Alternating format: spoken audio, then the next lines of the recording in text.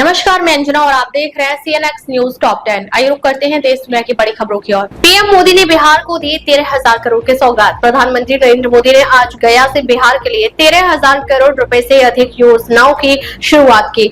Magadh university campus में जनसभा को संबोधित करते हुए उन्होंने कहा कि बिहार का तेज विकास एनडीए सरकार की प्राथमिकता है। इस दौरान पीएम ने बेगूसराय में औंटा सिमरिया 6 लेन पुल और बक्सर थर्मल पावर प्लांट समेत कई परियोजनाओं का उद्घाटन किया। अपने संबोधन में उन्होंने पिछली सरकारों पर बिहार को अंधेरे में रखने और लोगों को पलायन के लिए मजबूर करने का आरोप लगाया। कार्यक्रम में मुख्यमंत्री नीतीश कुमार और डिप्टी सीएम सम्राट चौधरी भी मौजूद रहे। आवारा कुत्तों पर सुप्रीम कोर्ट का नया आदेश। सुप्रीम कोर्ट ने आवारा कुत्तों को लेकर अहम फैसला सुनाया है। कोर्ट ने कहा कि पकड़े गए सामान्य कुत्तों को नस्बंदी और टीकाकरण के बाद छोड़ा जाएगा, जबकि आक्रामक या रेबीज संक्रमित कुत्तों को कैद में रखा जाएगा। इसके साथ ही सार्वजनिक जगहों पर कुत्तों को खाना खिलाने पर रोक लगा दी गई है और इसके लिए अलग से स्थान तय करने के निर्देश दिए गए हैं। अदालत ने कहा कि इस मुद्दे पर राष्ट्रीय स्तर पर एक नीति की जरूरत है। अब मामले की अगली सुनवाई अक्टूबर में होगी। दिल्ली सीएम रेखा गुप्ता पर हमला, पुलिस कमिश्नर बदले। दिल्ली के मुख्यमंत्री रेखा गुप्ता पर जनसुनवाई के दौरान हुए हमले के बाद पुलिस कमिश्नर SBK सिंह को हटा दिया गया है। उनकी जगह सतीश गोलचा को नया पुलिस प्रमुख नियुक्त किया गया है। आरोपी राजेश भाई खीमजी भाई गुजरात का रहने वाला है और उस पर हत्या के प्रयास का केस दर्ज हुआ है। पुलिस उसके संपर्कों की जांच कर रही है। इस बीच आम आदमी पार्टी ने आरोप लगाया कि पुलिस सीसीटीवी फुटेज छिपा रही है, जबकि भाजपा ने हमले को लेकर आप पर ही सवाल उठाए। केंद्र सरकार ने रेखा गुप्ता को Z कैटेगरी सुरक्षा दी है। एल्विश यादव के घर फायरिंग का आरोपी गिरफ्तार। गुरुग्राम में यूट्यूबर और big boss OTT winner Elvish Yadav के घर फायरिंग मामले का आरोपी पुलिस मुठभेड़ में पकड़ा गया।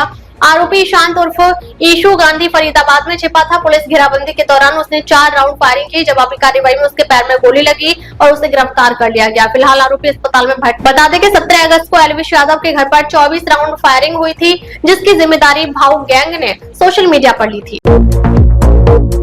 केरल कांग्रेस विधायक राहुल ममकुट्टाथिल पर आरोप। केरल कांग्रेस विधायक राहुल ममकुट्टाथिल पर नए आरोप लगे हैं। मलयालम एक्ट्रेस रीनी एन जॉर्ज के बाद अब ट्रांस महिला एक्टिविस्ट अवंतिका ने भी दावा किया कि विधायक ने उन्हें आपत्तिजनक मैसेज भेजे और अशोभनीय बातें कही।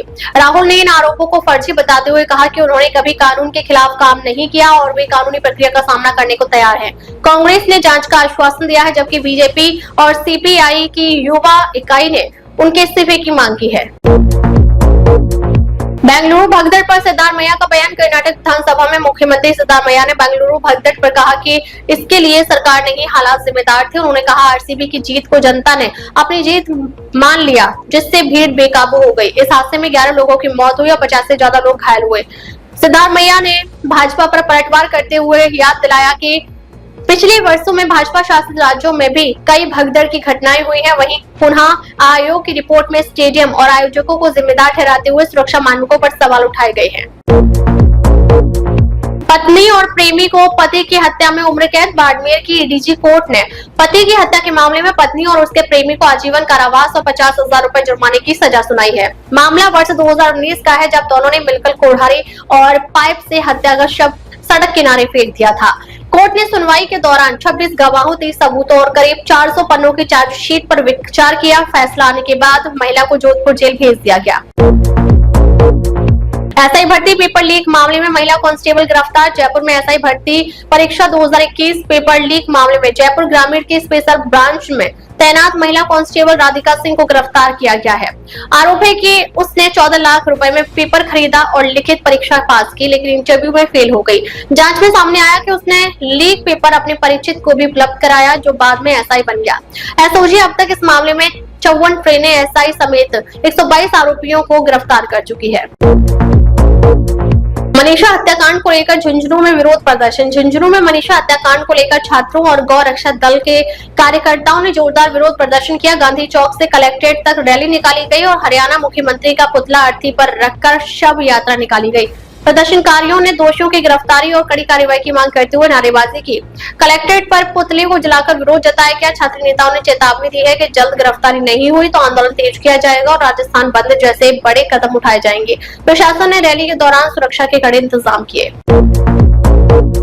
बारिश और बाढ़ से कई राज्यों में हालात बिगड़े। देश के कई हिस्सों में भारी बारिश से जनजीवन प्रभावित है। राजस्थान के सवाई माधोपुर में बाढ़ जैसे हालात बने, जहां करीब 250 घर डूब गए और तेज बहाव में एक कार बह गई, जिसमें सवार 3 लोगों में से एक का शव मिला है। गुजरात के पोरबंदर में दूध का टैंकर बह गया, लेकिन उसमें फंसे 13 लोगों को एनडीआरएफ ने सुरक्षित निकाल लिया। जम्मू कश्मीर के पुंछ में भूस्खलन से स्कूल की इमारत का हिस्सा ढह गया। उधर हिमाचल प्रदेश में अब तक 149 मौतें और 2200 करोड़ से ज्यादा का नुकसान दर्ज हुआ है। मौसम विभाग ने कई राज्यों में अलर्ट जारी किया है। अब तक के लिए बस इतना ही। फिर मिलते हैं कुछ ऐसे ही बड़ी खबरों के साथ। अब तक के लिए नमस्कार और देखते रहिए CNX न्यूज टॉप 10।